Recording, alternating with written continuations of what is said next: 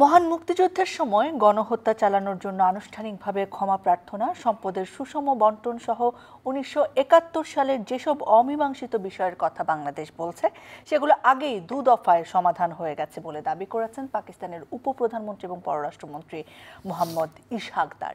তিনি আরও আহ্বান জানিয়েছেন যে দুদেশের মধ্যকার যে সম্পর্ক সেটিকে যাতে এগিয়ে নেওয়া হয় এবং যাতে মন থেকে সব বাদ দিয়ে হৃদয় পরিষ্কার করে ফেলা হয়। এবং বাংলাদেশ পাকিস্তানের যে সম্পর্ক সেটা তো একটা জটিলতার মধ্যে আছে। ১৯৭১ সালের মহান মুক্তিযুদ্ধের সময়কার বেশ কিছু অমীমাংসিত জায়গা থেকে এবং বিগত ১৫-১৬ বছরে তাদের সাথে আমাদের যে সম্পর্ক ছিল, তারপরে যখন এখন একটা মোটামুটি শিথিলতা এই সম্পর্কে, তখন নানা প্রশ্ন আমাদের মনে এসেছে। সেই প্রশ্নগুলোর উত্তর খুঁজতে আজকে হাজির হয়েছে প্রিয় দর্শক। আপনাদের সকলকে সাদর আমন্ত্রণ জানাচ্ছি ইউসিবি টু দ্য পয়েন্টে। দীপ্তি চৌধুরীর সাথে আছে আপনাদের। আমার সাথে আজকে অতিথি হিসেবে স্টুডিওতে উপস্থিত রয়েছেন বিএনপি চেয়ারপারসনের উপদেষ্টা জনাব হাবিবুর রহমান হাবিব। আমাদের সাথে রয়েছেন সাংবাদিক এবং কলামিস্ট জনাব আনিস আলমগীর। স্বাগতম। আনিস আলমগীর, আপনাকে দিয়ে শুরু করতে চাচ্ছি। এই যে পাকিস্তানের সাথে আবার একটা সম্পর্কের, এই ব্যাপারটাকে কেমন করে দেখছেন আপনি? আমরা ঢাকা থেকে চিটং থেকে করাচি প্রথমে আমাদের জাহাজ চলাচল শুরু হয়ে গেছে। দুইটা এয়ারলাইন্সকে বাংলাদেশে আমরা অপারেশন করতে দিচ্ছি পাকিস্তানি। তারপর যোগাযোগে দেখেন এটা হয়ে গেছে, ভিসা ইজি হয়ে গেছে, ভিসা বোধহয় পয়সাও লাগে না, এরকম একটা ডিক্লার ছিল। তারপরে অফিসারদের তো এমনি ভিসা লাগবে না, সেটাও হয়ে গেল, চুক্তির স্বাক্ষর হয়েছে এবারেই হয়ে গেল। তো সব দিক থেকে বাংলাদেশ খুব আগ্রহ দেখাচ্ছে যে তাদের সাথে সম্পর্ক উন্নয়নের, তাদের তরফ থেকেও সম্পর্ক উন্নয়নের আভাস আছে। কিন্তু যে জিনিসটা নিয়ে 5 দশক ধরে বাংলাদেশ পাকিস্তান রিলেশন একটা ক্রাইসিসের মধ্যে আছে, সেই জিনিসগুলো সমাধান হচ্ছে না। সেই জিনিসগুলো 3টা বিষয়। বাংলাদেশ আজকেও গতকালও সেই বিষয়টা আবার তুলে ধরেছে। প্রথমত আমাদের ন্যায্য হিস্সা চাওয়া। 2 ভাই যখন ভাগ হয়ে যায় তখন তো ভাগের অংশ তো দিয়ে দিতে হবে। সেই জায়গায় বাংলাদেশ চাচ্ছে $4 বিলিয়ন তাদের কাছ থেকে পাবে, US ডলার। সেটা তারা এটা নিয়ে কিছু বলে না। তারা 30 লক্ষ মানুষকে হত্যা করেছে, বাংলাদেশি যাই বলি আমরা, হত্যা করেছে এবং 3 লক্ষ মা বোনকে আমাদের ধর্ষণ করেছে। সেই গণহত্যা যে চালিয়েছিল, সেই গণহত্যার ব্যাপারে তারা কোনো করে না, রিগ্রেট করে না এবং ক্ষমা কোনোদিন চায় নাই। তারপরে এখানে কিছু বিহারি পড়ে আছে, তারা যেতে চায়, তাদেরকে নেয় না। তারা যদি থাকতে চায় আমি ওয়েলকাম করব, কারণ এই দেশ তাদেরও দেশ, তারাও থাকতে পারে। কারণ তারা যদি বাংলাদেশের মেনে, বাংলাদেশের আইন মেনে, শেখ হাসিনার আমলে আমরা দেখেছি যে তাদেরকে ভোটার কার্ড দেওয়া হয়েছে। এখন তারা যদি চায় যে তাদের পূর্বপুরুষ যে দেশে ছিল, ওদের তো আসলে পূর্বপুরুষও ওইখানে নাই, বাট তাদের আত্মীয় স্বজন অনেকে সেখানে চলে গেছে যুদ্ধের পরে, যুদ্ধের আগে।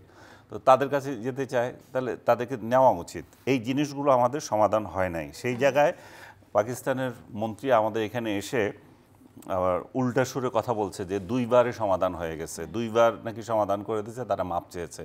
মাপের বিষয়টা আসলে 2বারে যে উনি যে রেফারেন্স দিয়েছেন সেটা ভুল রেফারেন্স বলবো না আমি, আংশিক আছে, সেটা মাপ বলা যাবে না। 74 সালে আমাদের যে চুক্তি হয়েছিল 3 দেশের মধ্যে, বাংলাদেশ, ভারত আর পাকিস্তানের মধ্যে, সেখানে এই পরস্পরকে ক্ষমা করে দেওয়ার একটা কথা ছিল বা আছে, এটা অস্পষ্টভাবে আমরাও দুঃখ প্রকাশ করছি যে যা কিছু হয়েছে, ওরাও দুঃখ প্রকাশ করছে, এরকম একটা লাইন আছে ওইখানে। কিন্তু ওইখানে সবচেয়ে যে বিষয়টা গুরুত্বপূর্ণ ছিল সেটা হচ্ছে আমরা আমাদের যুদ্ধ অপরাধীদেরকে বিচার করব এবং ওরা যে সমস্ত যুদ্ধ অপরাধী আছে, 199 বা 95 জন তো আর্মি অফিসারই ছিল, ওদেরকে তারা বিচার করবে। কিন্তু দেখা গেল যে তারা এই পর্যন্ত কোনো বিচার তো করেই নেই, বরং তাদের সামরিক বাহিনী আরও এটা এই বিষয়ে কোনো কথা বলতেই চায় না। তাদের রাজনৈতিক দলের যে নেতারা আছে তারা মাঝে মাঝে কথা বলে, দুঃখ প্রকাশ করে। যেমন পারভেজ মোশাররফ করেছিল, পারভেজ মোশাররফের আগে নেওয়াজ শরীফ করেছে, ইমরান খান তো প্রায় সময় করে। পারভেজ মোশাররফ যখন ঢাকায় এসেছিল তখন উনি মৃদু স্বরে বলেছিল, ইভেন আমার সাথে একটা ইন্টারভিউতেও উনি বলেছেন, আমি তখন আজকের কাগজের রিপোর্টার, একমাত্র ইন্টারভিউ দিয়েছিলেন তখন উনি ওই পত্রিকাকে, কিন্তু সেখানেও উনি স্পষ্ট বলেন নাই এই লোকটাও যে ভুলে যাও, এই জিনিসটাই বলতে চাই, ভুলে যাও। আমি আপনাকে আবার আরেকটা রেফারেন্স দিচ্ছি, আমি তাকে ইসলামাবাদও এই কোয়েশ্চেন করেছিলাম যখন উনি আগ্রা সামিটে গিয়েছিলেন। আগ্রা সামিট ফেল করলো কাশ্মীর ইস্যু নিয়ে, তখন বাজপেয়ী এবং ওনার যে সামিট ছিল, এরপরে আমি ওনার পিছিয়ে আমি ইসলামাবাদ গিয়েছিলাম ওনার সংবাদ সম্মেলন করার জন্য। সেখানে আমি বললাম যে কাশ্মীর ইস্যু চলে গেল, কারণ আপনারা বলছেন যে সেটাকে স্বাধীনতা আন্দোলন। আমরা যে 71-এ যে যুদ্ধ করেছিলাম আমাদের সেটা কি হয়েছিল? আপনি বলছেন কাশ্মীরিদেরকে পিটাচ্ছে এবং আমরা বাঙালিদেরকে ইন্ডিয়ানরা সহযোগিতা করছে, সেই সময় 71 সালে তার খুব খারাপ লেগেছিল। তো আমি যখন জিজ্ঞেস করলাম যে আমাদের স্বাধীনতার সংগ্রামকে কীভাবে দেখেন, সে একই ভরা মজলিসে ওইটা সারা ওয়ার্ল্ডেই হয়েছিল, লাইভ ছিল। এবং ওই কোয়েশ্চেনের জন্য সে এত বিব্রত হয়েছে, সে বলছে যে আমরা সামনে এগিয়ে যেতে চাই, হেন তেন এগুলা। তার মানে হচ্ছে যে তাদের নেতারা, আমরা যতই তাদের কাছে আগ্রহ দেখাই সম্পর্ক উন্নয়নের জন্য, তারা কিন্তু ওই পিছনের যে বিষয়টা, তাদের অবস্থান কোনো পরিবর্তন হয় না। এই জায়গায় একটা কথা বলে শেষ করে আবার আপনার কাছে আসার জন্য আমি যাব, সেটা হচ্ছে যে আপনার কি মনে হয় যে ওদের সাথে সম্পর্ক ঠিক করার জন্য ওদের থেকে আমাদের আগ্রহ বেশি? এখন তো দেখা যাচ্ছে আমাদের আগ্রহ বেশি। গত 13-14 বছর ধরে তাদের সাথে আমাদের সম্পর্ক স্থবির হয়ে গিয়েছিল কেন সেটাও দেখতে হবে। তারা 54 আপনার কাছে ফিরে আসে আমি জনাব হাবিবের কাছ থেকে এসে, যে পাকিস্তানের উপপ্রধানমন্ত্রী এসে আমাদের প্রধান উপদেষ্টা সহ মোটামুটি সবগুলো রাজনৈতিক দলের সাথেই মোটামুটি তার মানে সাক্ষাৎ হয়েছে, এবং বিএনপি চেয়ারপারসন বেগম খালেদা জিয়ার সঙ্গে উনি একান্ত সাক্ষাৎ করেছেন। এই ব্যাপারটিকে কেমন করে দেখছেন? আপনাকে ধন্যবাদ। আপনার মাধ্যমে চ্যানেল টু দ্য পয়েন্ট যারা দেখছেন সেই সমস্ত দর্শক শ্রোতা এবং সশ্রদ্ধ সালাম, বিজ্ঞ আলোচক সাংবাদিক আনিস সালামকে শুভেচ্ছা। হ্যাঁ, দেখা করেছেন দেশনেত্রী বেগম খালেদা জিয়ার সঙ্গে দেখা করেছেন, সেজন্য সাক্ষাৎ করেছেন, আমাদের দলের সঙ্গে দেখা করেছেন, এনসিপি, জামাত ইসলাম, তাদের সাথে দেখা হয়েছে। একটি বিষয় আপনাকে বুঝতে হবে, আপনাকে আমি ক্ষতিগ্রস্ত করেছি, আপনার সম্পদ ধ্বংস করেছি, আপনার ভাইকে হত্যা করেছি, বোনকে বিভস্ত করেছি। এখন আপনি আমার কাছে মাফ চাবেন কেন? আমি তো আপনার কাছে মাফ চাবো। আমাদের দেখে মনে হচ্ছে যে আমরাই মানে ওদের কাছে দায়ীবদ্ধ। আমাদের কিছু কিছু রাজনৈতিক দল ভাবটা ওরকম দেখাচ্ছে। তারা আমাদের কোনোটাই স্বীকার করবে না। তারা গণহত্যাকে স্বীকার করবে না, তারা এত বড় ক্ষতিগ্রস্ত করেছে সেটাকে স্বীকার করবে না, তাহলে আমার পাওনা হিস্সা যেটা সেটা দিবে না। তারপরেও আমরা এত আগ্রহ কেন দেখাবো? কারণটা কি? এটা অবশ্যই বুঝতে হবে আমাদেরকে, কারা দেখাচ্ছি আমরা। তো এক্ষেত্রে আমার খুব স্পষ্ট বক্তব্য, পাকিস্তানের সাথে আমাদের সম্পর্ক মন থেকে হওয়া খুব কঠিন, খুব কঠিন। সে নির্যাতনে যারা শিকার হয়েছে, যারা পৃথিবী থেকে নানানভাবে কষ্ট করে পৃথিবী ছেড়ে চলে গিয়েছে, কি নৃশংসতা দেখেছি তো। মায়ের পেটে বাচ্চা, মার পেট এই দিয়ে ব্যানর দিয়ে ফেলে সেই বাচ্চাকে ব্যানরের মাথায় রেখে উল্লাস করা, এগুলো দেখেছি আমরা। তাদের ভিতরে কোনো অনুশোচনা নেই। মানে হৃদয় পরিষ্কার করে এগিয়ে যাওয়া এত সহজ না বলছে? এত সহজ না তো, কীভাবে যাবো? কীভাবে যাবো? আমাদের এত উচ্ছ্বাস কেন? তারপরে আমার যে অধিকার, আমার যে পাওনা, দলগুলো এত উচ্ছ্বাস কেন? হ্যাঁ, সেগুলি রাজনৈতিক সব দল এত উচ্ছ্বাস আমি বলবো না, একটা বিশেষ দল বা একটা দল আছে, এত উচ্ছ্বাস দেখানোর কোনো কারণ নেই তো। যেমন আমরা বলি যে বিগত সরকার ছিল, বিগত সরকার যেমন পার্শ্ববর্তী দেশকে যা চেয়েছে তার চেয়ে বেশি দিয়েছে, বলেছে আমি যা দিয়েছি ভারত সরকার মনে রাখবে। তা আমরা কি পাকিস্তানকে, সেটাও একটা ব্যাপার ছিল যে 71 সালে, এখন ভারতের স্বার্থেই যদি ধরি যে পাকিস্তান এক থাকলে ভারতের জন্য ঝুঁকি ছিল। এক পাকিস্তান ভাগ হয়ে যাওয়ার পরেও পশ্চিম পাকিস্তান, এখন পাকিস্তান, সে কারণে ভারত যুদ্ধ ঠিকমতো করতে সাহস পায় না। আর যদি পূর্ব পাকিস্তান সবাই একসাথে থাকতো তাহলে তো ভারতের জন্য অনেক বড় ঝুঁকি ছিল। তো সে কারণেও যদি সহায়তা করে থাকে, তাও তো সহায়তা করেছিল। কিন্তু পাকিস্তান শুধু সহযোগিতা করে নাই, সেটা আমাদের ধ্বংস করে দিয়েছিল, এবং শেষ পর্যন্ত আমাদের এই মাটিকেই তারা চেয়েছিল, মানুষকে তারা চায়নি। তো তাদের সাথে আমাদের সম্পর্ক, আমাদের হিস্সা বুঝে না পেয়ে তারা অপরাধ বা দায়ী স্বীকার না করার পরে এত উচ্ছ্বাসকে আমি কোনোভাবেই মনে প্রাণে পজিটিভলি নিচ্ছেন না। আমি আনিস আলমগীর আপনার কাছে যেখানে শেষ করেছিলাম, আমি যে বিগত সময়ের একটা চরম খারাপ থেকে এখন যেটা মোটামুটি যদি আমি স্বাভাবিকও বলি, মানে সেটা আসলে কেন হলো, এটা একটা বড় প্রশ্ন। যে এটাকে অন্য কোনো মানে রাজনৈতিক অন্য দেশের সঙ্গে সম্পর্ক ভালো খারাপের সাথে ডিপেন্ডেন্স আছে কিনা এটাতে? যে আমি যেটা বলছিলাম আপনাকে শুরুতে এর আগে, যে 12-13 বছর ধরে তাদের সাথে আমাদের সম্পর্ক খারাপ। এই খারাপটা কেন? আমরা তো সম্পর্ক ছেদ করি না, বাট সম্পর্ক খারাপ হচ্ছে যে তারা আমাদের যুদ্ধ অপরাধীদেরকে যখন আমরা এখানে ফাঁসির ব্যবস্থা করেছিলাম, শাহবাগ আন্দোলনের সময়, তখন তারা এটাকে নেগেটিভলি নিয়েছিল।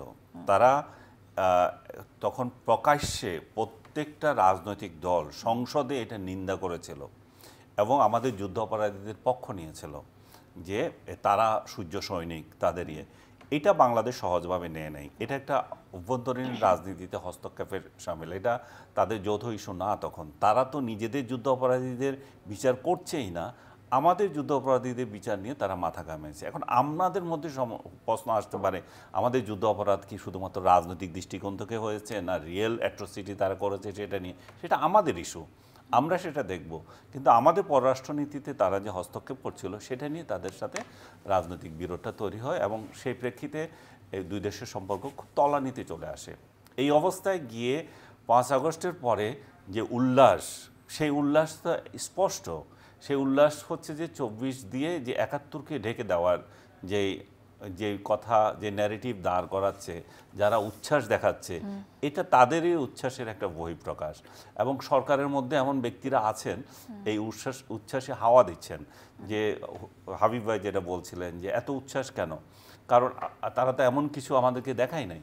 এটা হয়তো এমন হতে পারে যে ভারতের সাথে আমাদের সম্পর্ক খারাপ যাচ্ছে এই মুহূর্তে, সেই সম্পর্ক খারাপ যাচ্ছে বিধায় শত্রু আমার মিত্র, সেই মিত্রতার সূত্র যেতে পারে। চায়না চায় তাদের সাথে আমাদের সম্পর্ক উন্নয়ন হোক, চায়না আমাদের আরেকজন মানে ডেভেলপিং কান্ট্রি, আমাদেরকে হেল্প ডেভেলপমেন্ট পার্টনার। তো সব দিক থেকে ইভেন আমেরিকারও কোনো বাধা থাকার কথা না। আমেরিকাও এখন চাইছে যে ওদের সাথে আমাদের রিলেশন, এগুলো বাইরের যেমন আছে, আমাদের অতি উৎসাহটা আরও বেশি এবং এই উৎসাহীদের কারণেই এই সম্পর্ক ওই দিকে যাচ্ছে। এবং কতটা উৎসাহ দেখেন সোশ্যাল মিডিয়ায় বা কোথাও, আপনি যদি পাকিস্তান নিয়ে একটা শব্দ উচ্চারণ করেন, আপনাকে লাখে লাখে এসে আক্রমণ করছে। আমি গতকাল বলেছিলাম যে আমার একটা টক শোতে যে পাকিস্তানের সাথে আসলে আমাদের ট্রেডের কি আছে। আমি তো ট্রেড গ্যাপ, তাদের সাথে আমাদের এখন ট্রেড হচ্ছে যে 865 মিলিয়ন ছিল গত অর্থ বছরে। এটা 1 বিলিয়নে করা যায়, এটা 1 বিলিয়ন করতে পারি আমরা, কিন্তু আমরা কি আনবো তাদের থেকে সেই বিষয়গুলো আসলে নাই। মানে লাভ কি হবে আসলে তাদের সাথে এত কিছু? আমি আপনাকে শেষ করে দিচ্ছি, ওই প্রোডাক্টগুলো পাচ্ছে না। আমি পার্সোনালি প্রোডাক্ট পছন্দ করি, তাদের পাঞ্জাবিগুলো আমার পছন্দ। বাংলাদেশে এই সাইজের পাঞ্জাবি পাইতে আমার কষ্ট হয়।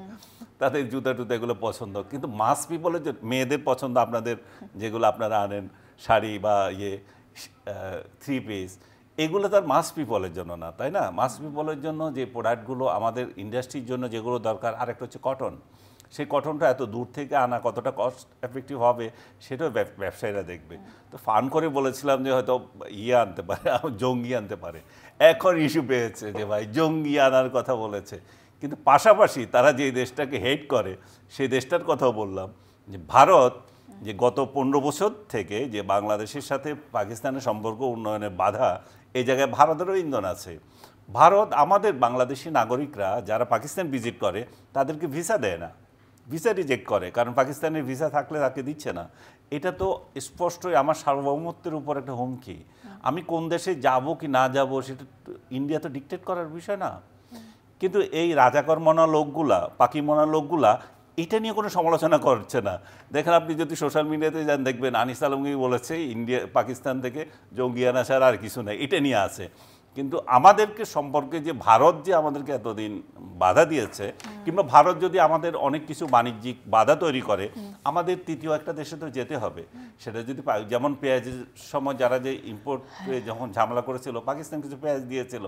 পাকিস্তানের সাথে পর্যায়ে আমাদের সম্পর্ক খুবই ভালো। পাকিস্তানের লোকজন আমাদেরকে খুব পছন্দ করে, আমরাও তাদেরকে করি।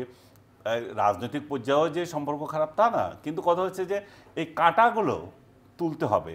এই কাঁটাগুলো যতদিন না যাবে ততদিন আমরা এই সম্পর্ক বাড়াতে পারি না। আরেকটা মিনিট শেষ করে দেবো। ভাই বলছিল যে উৎসাহ, এই যে ক্ষমা চাওয়ার বিষয়টা, এটা রিয়েল অর্থে এখন বাংলাদেশিদের কিছু কিছু লোক এই মেন্টালিটি ধারণ করছে যে ভাই আমরা তো যুদ্ধ করে খুব ভুল করেছি, আমাদেরই ক্ষমা চাওয়া উচিত। আমাদের তোমরা তো বেশি মারো নাই, আমরা 30 লক্ষ যে কথা বলেছি এটা ভুয়া, 2000 মরেছে মাত্র। সো আমরা যে ভাগ হয়ে গেছি এই জন্য আমাদেরকে ক্ষমা করে দাও, এরকম মেন্টালিটি দাঁড়াচ্ছে। আমাদের মেন্টালিটি যখন এই অবস্থায় দাঁড়ায়, তখন পাকিস্তানের মন্ত্রী এসে কি কারণে বলবে যে আমরা ক্ষমা চাইবো? ও তো কোনো গরজ বোধ করছে না। ওকে, মানে আমাদের থেকে সেই প্রেশারটা নেই বলছেন। হাবিবুর রহমান হাবিব, কোন দেশের সাথে কেমন সম্পর্ক আমাদের দেশের রাজনীতিতে সেটা তো আসলে একটা মানে একটা ফ্যাক্টর হিসেবে কাজ করে আসলে। সো বিগত সময়ে আমরা দেখেছি একটি দলকে একটি বিশেষ দেশের প্রতি তাদের এমন বন্ধুত্ব, সো এখন যদি আবার ওই দেশ বাদে অন্য একটি দেশ যারা তাদের শত্রু সো কল্ড, সো তাদের সাথে আমাদের সম্পর্ক হলে আমাদের রাজনীতিতে আসলে এটা কেমন প্রভাব পড়বে বলে মনে করবেন? আনিস ভাই যেমনটা একটা তুলেছেন 24 দিয়ে 71-কে ঢেকে ফেলার একটা বয়ান তৈরি করার ব্যাপার উঠে মাঝে মাঝে এই কথায়, আপনার কি মতামত? না, আমার মতামত হলো 24 আর 71 তো এক জিনিস না। অফকোর্স না। 90 24 এক বলতে পারেন। 90 আমরা গণতান্ত্রিক সরকার ব্যবস্থার জন্য আমরা স্বৈরাচার এরশাদের বিরুদ্ধে 9 বছর আন্দোলন করেছিলাম। সেখানে হতাহত হয়েছিল, এবার হচ্ছে অনেক কম, এবার ব্যাপক। এরশাদের বিরুদ্ধে অভিযোগটা ছিল সে তার সময় বাজেট 95% বা 90% বাজেট ছিল বিদেশ নির্ভরশীল। সে দুর্নীতি ব্যক্তিগতভাবে দুর্নীতি করেছিল এবং সেই সময় দেশের আর্থিক অবস্থা তলানিতে চলে গিয়েছিল। তার চেয়ে বড় অভিযোগ ছিল তার বিরুদ্ধে জোর করে ক্ষমতা দখল করেছিল, একটা নির্বাচিত পার্লামেন্টকে ভেঙে দিয়ে ক্ষমতা দখল করেছিল। গণতন্ত্রটা ফিরে পাওয়ার জন্য আমাদের আন্দোলনটা ছিল, সেই সাথে সাথে ছাত্রদের সমস্যা সব কিছু মিলে বিশেষ পরীক্ষা বন্ধ, আমরা নির্দিষ্ট কজ নিয়ে আন্দোলনটা করেছিলাম। তো সেটাও একটা সেই সময়ের জন্য ওটা অনেক বড় ব্যাপার ছিল। তখন দেখা মাত্র গুলি, তারপরে 144 ধারা, তারপরে কারফিউ, এসব ভঙ্গ করেই কিন্তু আমরা 90 সালকে পতন করেছিলাম। এখন 24টা হয়ে গেছে, ব্যাপক মানুষ বিগত সরকারের উপরে অসন্তুষ্ট ছিল। তারা এখন দীর্ঘদিন ধরে ভোট দিতে পারে না, এরশাদের সময় ভোট দিতে পারতো না, এটা অনেক লম্বা সময়। এরশাদ ছিল একটা সামরিক বাহিনী বা একটা স্বৈরশাসক, আর এরা ছিল নির্বাচনের নামে একটা দুঃশাসক। তো সেই কারণে মানুষ অর্থনৈতিক অবস্থা বা দ্রব্যমূল্যের ঊর্ধ্বগতি সব কিছু মিলে মানুষ এই সরকারের প্রতি খুবই বীতশ্রদ্ধা ছিল। যে কারণে ছাত্ররা যখন বৈষম্য বিরোধী আন্দোলন এবং পরবর্তী সময়ে যখন এই আন্দোলনটা একটু সামনে এগিয়ে গিয়েছে, মানুষ সেখানে নেমেছিল রাস্তায় এবং বহু হতাহত হয়েছে। এবং এত অল্প সময়ের ভিতরে এত মানুষ হতাহতের ইতিহাস খুব কম আছে, কিন্তু মাত্র 36 দিনে প্রায় 1,500-এর উপরে শহীদ এবং প্রায় 25-30 হাজার আহত হয়েছে। ঘটনার বিবরণ এটা অনেক বড়, কিন্তু এটা 71, 71, 24, 24, 24, 90 একই জিনিস। এখন কেউ কেউ তো চাচ্ছেই, কেউ 71-কে স্বীকার করে না, করতে চায় না, তাদের উচ্ছ্বাস তো থাকবেই। তার এখনও তো স্বাধীনতা, বাংলাদেশের স্বাধীনতা যুদ্ধ স্বীকারই করে না, গণ্ডগোলের বছর বলে। এখন তারা জাতির স্মৃতিসৌধে যায় না, যায় এই দেশে বসবাস করবে, জাতির স্মৃতিসৌধে তারা যাবে না। তাহলে কি 71-কে স্বীকার করা হলো? আর 71-কে স্বীকারই না করতে আমি তো বাংলাদেশি বা কীভাবে স্বীকার করি? তো আজকে উনি যে কথা বললেন যে বিহারিদের কথা, যেটা আর কি, বিহারিরা পাকিস্তানি আসা বিহারিরা না, খুব কম, এরা ভারত থেকে আসা বিহারি, বিশেষ করে 47 সালের পরে। তারপর স্বাধীনতা যুদ্ধের সময় তারা ওই ভাষার কারণে তারা সেদিন পাকিস্তানের পক্ষ অবলম্বন করেছিল, A to Z একেবারে, মানে এর ভিতরে একজনও বাদ ছিল না, সবাই পাকিস্তানকে সমর্থন করেছিল। আর এই দেশে জামাত ইসলাম তারা পাকিস্তানকে সমর্থন করেছিল, মুসলিম লীগকে সমর্থন করেছিল। কিন্তু মুসলিম লীগ কোথাও গিয়ে রাজাকার, আলবদর, আসাম শান্তি কমিটি বানাতে ওইভাবে যায়নি, জামাত ইসলাম যেভাবে গিয়েছিল। তারা ঘোষণা দিয়েই পাকিস্তানের পক্ষে ছিল। এখন তারা নতুন করে আবার ঘোষণা দিল তাদের আমির যে আমরা মুক্তিযুদ্ধে অংশগ্রহণ করিনি, আমরা এক পাকিস্তানের পক্ষে ছিল, এক পাকিস্তান রাখতে চেয়েছিলাম। এটা রাজনৈতিক সিদ্ধান্ত ছিল। এইটা তো অনেক বড় অপরাধ, অনেক বড় অপরাধ। এটা রাজনৈতিকভাবে একটা দেশের স্বাধীনতা যুদ্ধ শুরু হয়েছে, যখন লক্ষ লক্ষ মানুষ মারা যাচ্ছে, হাজার হাজার মানুষ নির্যাতিত হচ্ছে, সেখানে আমি সেই পাকিস্তানের পক্ষে থাকবো, এটা অনেক বড় ধরনের অপরাধ। আজকে 24 পরবর্তীতে এরা এখন মনে করছে যে এটা কোনো অপরাধী না। আগে স্বীকার করে না, এটা ভয় ভয় ছিল, এখন নির্ভয়ে বলে ওটা কোনো ঘটনাই না, ওটা কোনো বড় ব্যাপারই না। মানে 71 সালটা মানুষ শহীদ হয়েছে, নির্যাতন হয়েছে, বাড়িঘর জ্বালিয়ে পুড়িয়ে দিয়েছে, যুদ্ধ চলেছে 9 মাস, এটা তাদের কাছে কোনো বড় কোনো ঘটনা না। তারা বেশি খুশি হচ্ছে এবং তারা মনে করছে যে এটাই হলো তাদের আসল সময়, মক্ষম সময়। এবং তারা এটা মনেও করছে যে পাকিস্তানের সাথে সম্পর্ক বজায় রাখলে মানে এটা আমরাই এর প্রধান আপনার হবে। যেমন উনি বললেন, যখন এখানে যুদ্ধ অপরাধের দায় যখন তাদেরকে শাস্তি দেওয়া হলো বা ফাঁসি দেওয়া হলো, তখন পাকিস্তান পার্লামেন্টে কিন্তু সব দল একমত হয়ে প্রায় সবাই নিন্দা জ্ঞাপন করেছিল, যেটা মোটেও এটা একটা দেশের এর ক্ষেত্রে এটা আভ্যন্তরীণ ব্যাপার হস্তক্ষেপ করা সামিল বলে আমি মনে করি। না, আপনি কি মনে করেন যে মানে ওইভাবে এটা থেকে যাবে সম্পর্ক, নাকি ক্ষমা ক্ষমা যদি তারা চায় নরমাল সম্পর্ক হতে অবশ্যই, পারে? যতদিন পর্যন্ত আপনি ক্ষমা না চাবেন, যতদিন পর্যন্ত আপনি আমার হিসাব বুঝে না দিবেন, যতদিন পর্যন্ত আপনি আমার পাওনা ফেরত না দিবেন, ততদিন পর্যন্ত সম্পর্ক আপনার সাথে যতই হোক আমাদের না কেন। রাজনৈতিক দলগুলোর কি এই ব্যাপারে ঐক্য আছে? বরং তো রাজনৈতিক দলগুলো ঐক্য থাকবে না তো। আপনার 71-কে রাজনৈতিক দল ঐক্য ছিল, আপনার 70 সালের নির্বাচন যে হয়েছে সেই সময় কোন রাজনৈতিক দল কি বলেছে এই সফরের সময় যে এই বিষয়ে আসলে কথা বলা দরকার, ইনক্লুডিং বিএনপি, এনসিপি? না না, আমরা তো না, এখানে তো উপযাচক হয়েই আমরা কথা বলতে যাচ্ছি, উপযাচক হয়েই আমরা কথা বলতে যাচ্ছি, কিন্তু কথা হলো যে আপনার মূল জায়গা থেকে তো সরে যেতে পারেন না। আপনার মূল জায়গা থেকে সরে যেতে পারবেন? আপনি 71-কে ভুলে যেতে পারবেন? যে সমস্ত মায়েরা বোনেরা নির্যাতিত হয়েছে তাদের আত্মীয় স্বজনকে আপনি ভুলে দিতে পারবেন? যারা শহীদ হয়েছে তাদেরকে ফেলে দিতে পারবেন আপনি? আপনি সবগুলি অস্বীকার করে আপনি যদি বলেন তাহলে হবে না। না, অফকোর্স হবে না। আপনি আসলে কি মনে করেন এটা কিন্তু রাজনৈতিক একটা পদক্ষেপ দরকার, তাই না? আমি যদি তাদেরকে দাবি করতে চাই যে তোমরা ক্ষমা চাও কিংবা আমার ন্যায্য বুঝিয়ে দাও, সেই জায়গাটায় কি আমাদের রাজনৈতিক দলগুলোর এই ইচ্ছাটা বা রাজনৈতিক দলগুলোর কোনো ঐক্য নাই। আপনি দেখেন এখন রাজনৈতিক দল যেগুলোকে আমরা বিবেচনা করি, আওয়ামী লীগ তো নির্বাসিত হয়ে আছে, যে রাজনৈতিক দলগুলো আছে যেটা জামাত, বিএনপি, এনসিপি, এইটাই তো, আরও ইসলামিক দল যে কয়টা আছে, এই রাজনৈতিক দলগুলো তো চায় না পাকিস্তান ক্ষমা চাক। কারণ এই রাজনৈতিক দলগুলো যদি চাইতো পাকিস্তান ক্ষমা চাক তাহলে সেটা প্রকাশ্যে বলতো। বিএনপি তো মুক্তিযুদ্ধের পক্ষের শক্তি, পক্ষের শক্তি, কিন্তু তারা কি বলেছে পাকিস্তানকে ক্ষমা চাইতে হবে এরকম কোনো বিবৃতি রেখেছেন? তারা যখন সরকারে ছিল, সরকার চেয়েছিল, সরকার তখন এই সরকারও চাচ্ছে যে তাদের ক্ষমা চাইতে হবে। এই সরকারও যে চাচ্ছে না তা না, এই সরকারও বলছে আমাদের ক্ষমা চাইতে হবে, হিস্সা দিতে হবে, তারপরে বিহারিদের নিতে হবে, তারাও আছে, তারা ইস্যু তো বাদ দেয় নাই। বিএনপিও সেটা ধরে রেখেছিল, কিন্তু দলগতভাবে বিএনপি যে বলা যে তোমরা ক্ষমা চাইতে হবে, আপনি পাকিস্তানের কাছে কিভাবে ক্ষমা প্রার্থনা করছেন? আপনার একটা রাজনৈতিক দল জামাতে ইসলামী, সে তো নিজেই ক্ষমা চায় না। সে তো 71 সালে কি করেছিল, এই যে ভাই বললে যে আল বদর, আল শামস এবং আরও যে বাহিনীগুলো তৈরি করে যে গণহত্যায় সহযোগিতা করেছিল, সে কি ক্ষমা চায়? সেও তো ক্ষমা চায় না। উনি একটা প্রশ্ন তুলেছেন, আমি এটার সাথে দ্বিমত করি, যে জামাতে ইসলাম বলছে, যে জামাতের আমির বলছে এটা আমাদের পলিটিক্যাল ডিসিশন ছিল। পলিটিক্যাল ডিসিশন থাকতে পারে ভাই, পলিটিক্যাল ডিসিশনের কোনো অভাব নাই, অসুবিধা নাই। আপনি একটা সাইড নিতে পারেন, আমি একটা সাইড নিতে পারি। জামাত মনে করতে পারে 71 সালে বাংলাদেশ ভাঙাটা, পাকিস্তান ভাঙাটা ভুল, বা আমরা একসঙ্গে থাকতে চাই, সেটা তার রাজনৈতিক সিদ্ধান্ত হইতেই পারে, সেটাতে আমি কোনো দোষ দেখি না। দোষ হচ্ছে এইটা, সেটা চাইতে গিয়ে সামরিক বাহিনীকে সহযোগিতা করা। দোষ হচ্ছে যে সেটা চাইতে গিয়ে অন্যান্য বাহিনী দিয়ে গণহত্যার সহযোগী হওয়া, সেটাই হচ্ছে দোষ। আপনি যেটা বললেন যে জামাতে ইসলামী বা অন্যান্য জামাত না, যে মুসলিম লীগ বা আদার্স, মুসলিম লীগও তো ওইভাবে গণহত্যায় কোথাও অংশ নেয় নাই, বা কোনো একটা রাজনৈতিক দল, বাংলাদেশের অনেক বাম রাজনৈতিক দলও তো সেটা সমর্থন করে নাই পাকিস্তানের ভাঙাটা। ওই বাম রাজনৈতিক দলের নেতারা কি কোথাও আর্মির সাথে মিলে গণহত্যায় অংশ নিয়েছিল? নেয় নাই তো। তো জামাতের যে ভুলটা ছিল এই পাকিস্তানকে সমর্থন করা না, জামাতের ভুলটা ছিল পাকিস্তানকে সমর্থন করে অ্যাট্রোসিটিতে অংশ নেওয়া।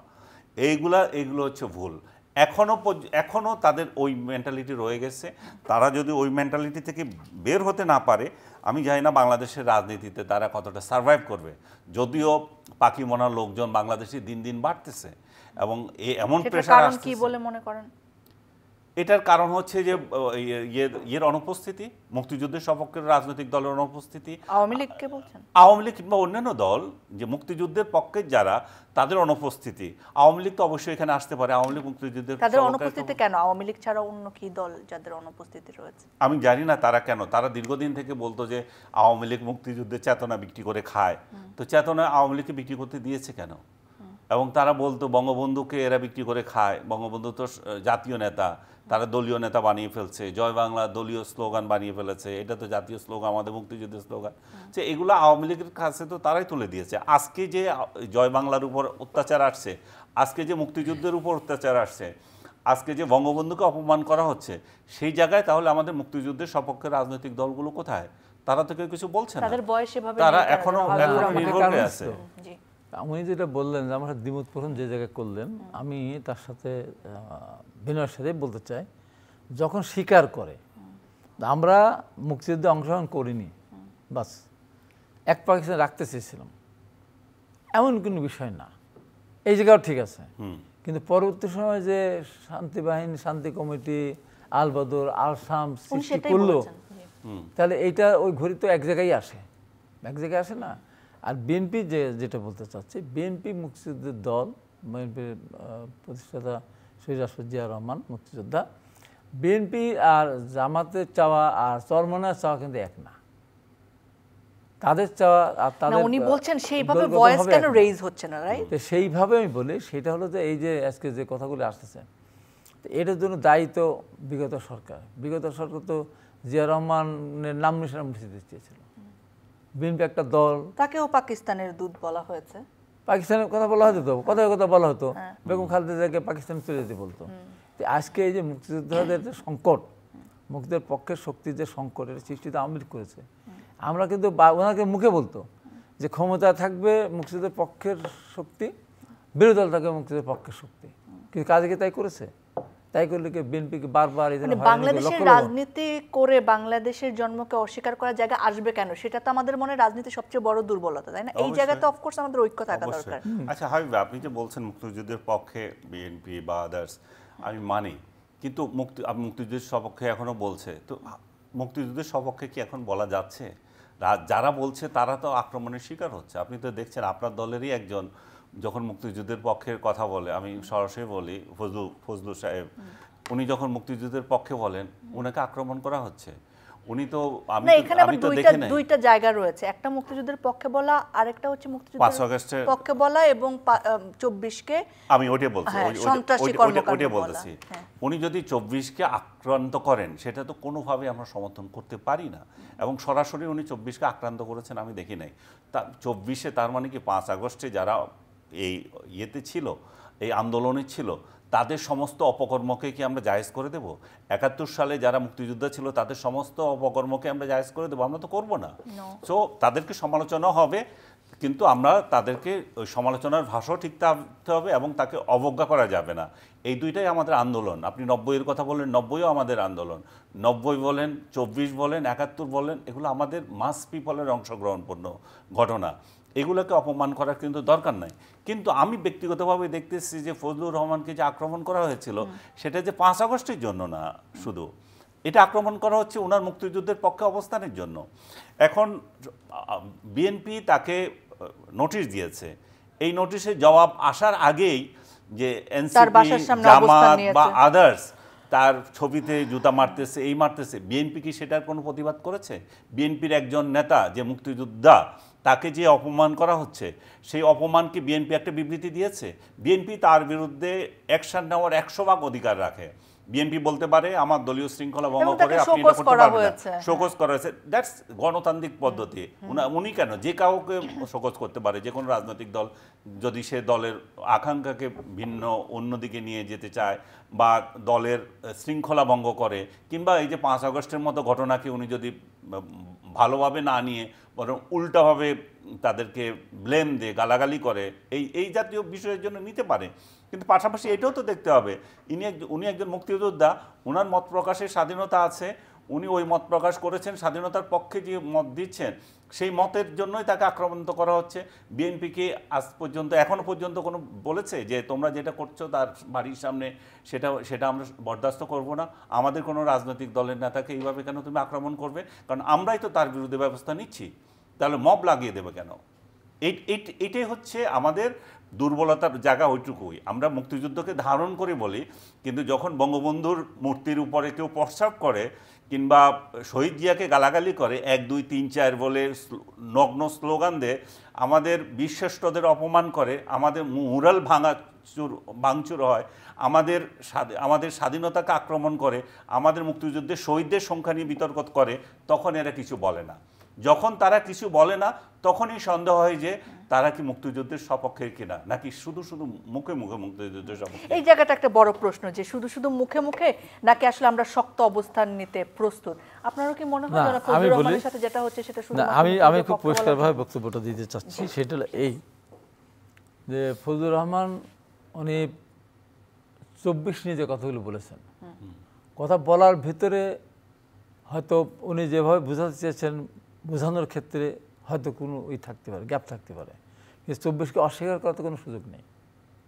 24কে তো আমরা কেউ অস্বীকার করি, আমরা ওন করি, কারণ এই 24 আনতে গিয়ে সকলে মিলে মানে কি, এই 24 আনতে গিয়ে আমাদের 450 আমাদের নেতাকর্মীরা শহীদ হয়েছে, এই 24কে আনতে গিয়ে আমাদের 5-7 হাজার আহত হয়েছে, 24কে আনতে গিয়ে যে 1,500-এর বেশি শহীদ হয়েছেন তারাও আপনার দেশের মানুষ। আমার দেশের মানুষ তো আছেই, আমি আমাদের দলের কথাও বলি যে আমাদের সরাসরি দলে, ওগুলো তো কারণ না যে আমাদের কিছু আছে বাদ বাকি, তো তখন তো আর এনসিপি এখন হচ্ছে, তখন তো তার তখন দেশের জন্য হচ্ছে, দেশের মানুষ, আর আমাদের তালিকাভুক্ত বলছে। তো সে এবার আমাদের অনেক মানুষ গ্রেপ্তার হয়েছে, এবং সেই সময় ভাষাগুলো কী ছিল, সরকারের ভাষা ছিল যে বিএনপি সরকার উৎখাত করতে চায়, এটা আসলে ছাত্রদের আন্দোলন না, এই গালিগালাজটা আমাদেরকে দিয়েছে।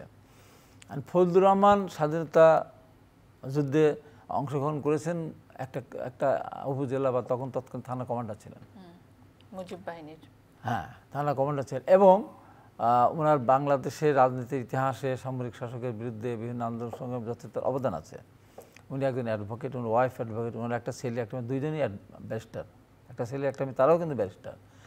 আজকে যেটা ঘটনাটা ঘটলো, এটা স্বাধীন বাংলাদেশে এই জিনিসটা আমরা কোনোদিন আশা আমরা করিনি যে একজন বীর মুক্তিযোদ্ধা তার বক্তব্যের মধ্যে কেউ হতে পারে, তাকে জুতার মালা যে ঢাকা বিশ্ববিদ্যালয়ে ফজলুর রহমান বক্তব্য দিত, পিন পতন থাকতো, চুপচাপ থাকতো মানুষ, গাছে পাতা নড়লে বোঝা যেত পাতা পড়ছে, সেখানে তাকে অসম্মত করে তাকে অশালীন ভাষা, হ্যাঁ, এবং যেসব ভাষা আমি বলি এইসব ভাষা কিন্তু খুব বেশি দিন টেকসই হয় না, এইসব ভাষা বেশি দিন টেকসই হয় না। আজকে ফজলুর রহমানকে অসম্মানিত হতে দেখে আমরা চুপচাপ আছি, তার বাড়ির সামনে গিয়ে এই অবস্থান নেওয়া, দেশে কি সরকার বলতে কিছু নেই?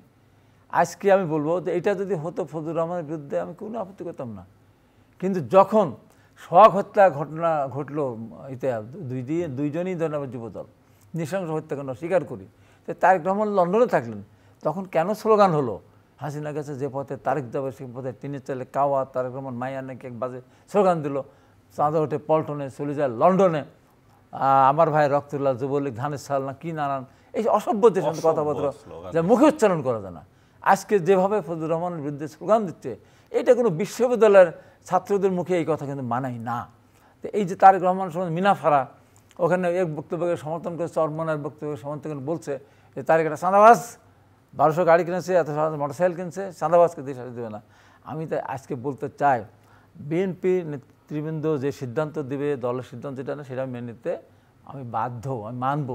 তবে আমি বিএনপির কাছে আমার একটা আজকে পরিষ্কার বক্তব্য থাকবে, আজকে ফজলুর রহমানকে বলে জুতের মালা গলায় দিয়েছে, এর আগে সালাউদ্দিন সাহেবকে বলেছে, বিএনপির মহাসচিবকে বলেছে, আমার বিরুদ্ধে বলছে, কার বিরুদ্ধে বলছে না। 2 দিন পর এমন তো হতে পারে যেভাবে মফ সৃষ্টি করছে যে তারেক রহমান দেশে আসতে পারবে না, একদম লাগাতার রাস্তাঘাট বন্ধ করে দেবে বলতে পারে, তো তখন তারেক রহমানকে তা ছাড়ছে না তো। এবং বিদেশ থেকে কিছু কিছু যারা আছে সাংবাদিক, তারা এই দেশে প্রধানমন্ত্রী হতে পারবে না, তার প্রদেশের এত ভাষায় যে সমস্ত ভাষার কথা বলছে, আমার মনে হয় বিএনপি তার নিজস্ব যে ক্ষমতা আছে, তার নিজস্ব ক্ষমতার উপর নির্ভর করেই এখন বিএনপির নেতাদেরকে গালিগালাজ করতেছে। ম্যাডাম খালেদা জিয়ার শাড়ি ভাগ করে দিচ্ছে, তার গহনা ভাগ করে দিচ্ছে, জিয়া রহমান কেটেছে খাল, এর সাথে লাঙল, এই সব স্লোগান তখন দেয় বলে। তারপরেও যদি বিএনপি কাউকে সন্তুষ্ট করার জন্য, কার কারণে আমি ফজলুর রহমানকে আমার দল শোকজ করেছে, আমি এর বিরুদ্ধে দ্বিমত করবো না, কিন্তু আমাকে কাকে সন্তুষ্ট করতে যাচ্ছে? আমার নেতাকে যখন অসম্মান করতেছে, জিয়া রহমানকে যখন অসম্মান করতে, তারা অসম্মান তো করবে, তাদের বিরুদ্ধে আমাদের কোনো বক্তব্য থাকবে না। যে সমস্ত ভাষায় গালাগালি করা হয় বিএনপির চোর, বাটপার, চাঁদাবাজ, এবং এখানে কোন বিনা অপরাধে সেখানে জামাতের ডাক্তার মাসুদ বললো যে পৃথিবীতে গিনিস বুকে বাংলাদেশের নাম উঠবে, সেই সাথে বিএনপির নাম উঠবে। পৃথিবীর সব দেশ সরকার বিরোধী আন্দোলনের জন্য বিরোধী রাস্তায় নামে, বাংলাদেশে বিএনপির দুর্নীতি এই সমস্ত এর কারণে বিএনপি ক্ষমতা আগে বিএনপি পতনের জন্য বাংলাদেশের মানুষ আন্দোলন শুরু করেছে। রাজনৈতিক দলগুলি বিএনপি যাতে মাফ না চায়, 5ই আগস্ট যেমনভাবে আওয়ামী লীগকে বিতাড়িত করেছে, বিএনপিকেও এই দেশ থেকে বিতাড়িত করবে, বিএনপিকে ক্ষমা চাইতে হবে, এটা বলতে পারে। এরপরেও যদি বিএনপি চুপ করে থাকে, তাহলে আর 2 দিন পর আমি যে ভাষাটা বললাম দ্বিতীয়বার উচ্চারণ করতে চায় না, তারপরেও ঢাকা বিশ্ববিদ্যালয়ের একজন ছাত্র হিসেবে বলবো, 90 গণ অভ্যুত্থানের একজন নেতা হিসেবে, কর্মী হিসেবে বলবো, ঢাকা বিশ্ববিদ্যালয় ইতিহাস ঐতিহ্যের ঢাকা বিশ্ববিদ্যালয় যেখান থেকে ভাষা আন্দোলন থেকে শুরু করে ৭১ মুক্তিযুদ্ধ গণঅভ্যুত্থান, ৯০ আমরা স্বৈরাচার বিরুদ্ধে আন্দোলন করেছিলাম, ৬৬ ৬ দফা এবং ৬২ শিক্ষা আন্দোলন, সেই ঢাকা বিষয়ের ছাত্র রাজনীতি চলবে না। কোন দিন বললো? যেদিন ছাত্রদল তার হলগুলোর কমিটি দিল, সেই দিন একটা মব সৃষ্টি করলো যে ছাত্র রাজনীতি ঢাকা বিষয় চলবে না। আমি মনে করি বিএনপি তার নিজস্ব বক্তব্য দিয়ে কে কি বললো না বললো আমরা কাউকে হার্ট করতে চাই না। ফজলুর রহমানের ব্যাপারে জানি না দল কোন সিদ্ধান্ত নেবে, শোকজ করেছে ফজলুর রহমান, তার মধ্যে তার উত্তর দেবেন, কিন্তু ফজলুর রহমান জেনে শুনে দলের বিরুদ্ধে কোনো ষড়যন্ত্র করেনি। আমি ১০০ বার বলবো, ফজলুর রহমান বাংলাদেশ জাতীয় দলের বিরুদ্ধে কোনো ষড়যন্ত্র করেনি, করতে পারেন না। ফজলুর রহমান দীর্ঘদিন আব্দুল হামিদের সঙ্গে সে যেহেতু ভোট করে, দীর্ঘদিন বাড়ি যেতে পারে না, যখনই বাড়ি যায় তখন তাকে হামলা হয়, এত কষ্ট, এত সংগ্রাম, তাকে তখন ফজলুর রহমান তো ওই পায় নাই। আজকে ফজলুর রহমান বাড়ির সামনে আপনি যা মব সৃষ্টি করতে গ্রেপ্তার করাবেন, তারপর তার কি করবেন? এটা কালকে যে আপনার বিরুদ্ধে হবে না, তার কি কোনো গ্যারান্টি আছে? কালকে ফখরুল আলমগীর কি বলেছে? ওনার ঈমান নাই, এই ধরনের একটা কথা বলছে। উনি বলেছেন যে না, ওই যে কি ওই হিসাবে বাংলাদেশের শাসন ক্ষমতা চলতে পারে না, এটা গণতান্ত্রিক পরিবেশ হওয়া হচ্ছে, মানে ইসলামিক শাসন ব্যবস্থা আসতে পারে। সেই জন্য তার বিরুদ্ধে এমন কোনো ভাষা নেই যে ভাষা ব্যবহার করতেছে না। আর আমার বিরুদ্ধে যে করছে, আমি একদম পাই করে বলবো, আমার যতগুলো একটা কথা অসত্য বল না, সব কথা কাট করেছে। আমি কোনোদিন বল নাই জামাতকে ভোট দিয়ে জিব্বা কেটে নেবো, আমি কোনো জায়গায় বল নাই জামাত ভোট দেওয়া যাবে না, আমি কোনো জায়গায় বল নাই ধান শেষে ভোট না দিয়ে পা ভেঙে দেবো। আমি আমার কর্মীদের সামনে বক্তব্য দিতে গিয়ে আমি বলেছি, নেতাদের উদ্দেশ্যে বলেছি, এত কষ্ট করার পর একটা ভোট, একটা কষ্ট করার একটা ভোট, হ্যাঁ একটা ভোট, এই ভোট যদি বিএনপির কোনো নেতা যদি কর্মীদেরকে বলে ধানের ভোট দেওয়া যাবে না, নৌকা তাকুন নাই, দাঁড়িপাল্লা ভোট দেবে, তাহলে সেই নেতা কর্মীদের কাছ থেকে, ভোট সেন্টার থেকে না, কিন্তু এরা বলছে ভোট সেন্টার, সেই নেতা কর্মীদের কাছ থেকে বাড়িতে সুস্থভাবে আসতে পারবে কিনা আমার সঙ্গে, আমিও যদি তাই, আমারও তাই। তো এত বছর পর বিএনপির নেতার মনের কাছে বাড়ি ফিরতে পারবো, এটা কাটবে না। আমি কোথাও, আমি আটঘরিয়ার ব্যাপারে বলেছিলাম, আটঘরিয়ার জামাত যেহেতু মিথ্যা কথা বলে, আটঘরিয়ার জামাত, আমি সারা বাংলাদেশ বল নাই, অতএব এই জামাত যাই মিথ্যা কথা বলে তার পিছনে নামাজ হয় না, অতএব আটঘরিয়া জামাতদেরকে ইমামতি করতে পারবে না। মিথ্যা কথা বললে যে তার আজান শুনে মসজিদে আসলেও সেটা সই হয় না, অতএব মিথ্যাবাদী আটঘরিয়া যে জামাত মিথ্যা কথা বলে তারা আজান দিতে পারবে না। এইটা তারা বললো, আমি বলছি আজান বন্ধ করে দেবো, আমি মসজিদ বন্ধ করে দেবো, মানে মিথ্যা তো একটা শেষ আছে। এই যে আমার কি দেখেন না, সেদিন আমার কী করলো, 7 বস্তা টাকা সোনা দানা গহনা দিয়ে ওই এনুবেনুদের সেই আপনার ক্যাসিনোরই ব্যাপার দেখাচ্ছে আমাকে গ্রেপ্তার, এটা শেয়ার দিল, লক্ষ লক্ষ জামাতিরা শেয়ার করছে। এটা বলেন তো, এটা কত বড় অপরাধ, এটা কত বড় অপরাধ একটা মানুষের। এটা তো আমাদের রাজনীতির একটা বড় দুর্বলতা, এবং এটার জন্য আসলে আলাদা সাবজেক্ট, এটা তো আবার দলের দেখা উচিত, সবাইকে দেখা উচিত, দেশের মানুষকে দেখা উচিত। আমি আবার আপনাদের একটা মানুষের বিরুদ্ধে আমি লিখে যাবো, যা ইচ্ছে তাই বলো, অফকোর্স এই জায়গাগুলো আমাদের অ্যাড্রেস করা দরকার। অপপ্রচার থেকে শুরু করে এই ক্লিক বাইটে আমাদের সকলের নাগরিক হিসেবে আমাদের এখানে দায় রয়েছে নিশ্চয়ই। শেষ করতে হচ্ছে সময়ের জন্য। অনেক ধন্যবাদ আপনাদের দুজনকে সময় দেওয়ার জন্য। প্রিয় দর্শক, আপনাদেরকেও ধন্যবাদ জানাচ্ছি যারা সঙ্গে ছিলেন। তবে বাংলাদেশ আসলে সঠিক পথে যাক, যেখানে আমরা ছিলাম আসলে পররাষ্ট্রনীতি কিংবা দেশের সঙ্গে দেশের সম্পর্ক, আমরা জানি সকলের সঙ্গে আমাদের বন্ধুত্ব হোক, তবে সেটা অবশ্যই বাংলাদেশের স্বার্থকে সবার উপরে রেখে, বাংলাদেশের সম্মানকে সবার উপরে রেখে। এই কথাটি বলে আজকে শেষ করছি। আবার দেখা হবে, আবার কথা হবে।